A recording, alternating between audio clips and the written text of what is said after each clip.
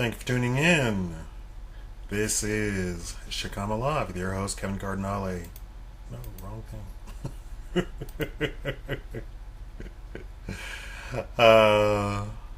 Today I'm going to do shameless product placement. All right. The topic is Coke with sugar better for you? There's one key thing that people do not understand about high fructose corn syrup. Your tongue actually regulates the amount of calories that pass over it. Once it reaches its limit, it stops you from eating. High fructose corn syrup is specifically designed as to completely bypass this process. So you can eat tons of foods with high fructose corn syrup all day and never get the signal you are full or that you're overeating. The sodium in soda then makes you even thirstier and you drink more. More calories, more obesity. Sugar is almost natural. It's almost a natural substance. Not really, but close enough. Close enough that the tongue recognizes every calorie of it. So drinking soda with sugar makes you full and you stop drinking it. According to Consumer Reports, in 185 Costco stores, shoppers have a choice of the usual Coca-Cola Classic made in the U.S. with high fructose corn syrup or Coca-Cola Hecho en Mexico made with sugar.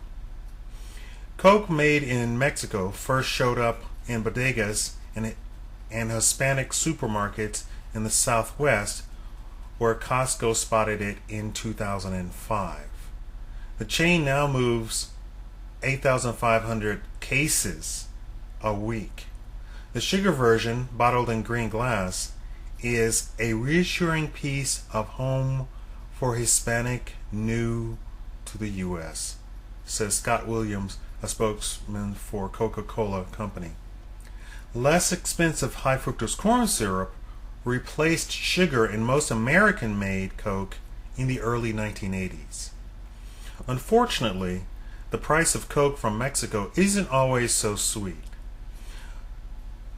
When Consumer Reports bought regular and Mexican Coke in the San Francisco area, they paid same store price premiums of about 50 to 100% for Coke from south of the border. You might occasionally still see made in the U.S. sugared Coke. One Coca-Cola bottler never gave up sugar for its franchises in Cleveland and parts of Pennsylvania. Costco charges more for Mexican Coke than regular because the Coca-Cola distributor charges Costco more for it. In 2009, PepsiCo introduced two sugared colas of its own. Pepsi Cola Throwback in 1960 style packaging is being sold until mid-June of 2010. Pepsi Natural with natural sugar is in limited markets.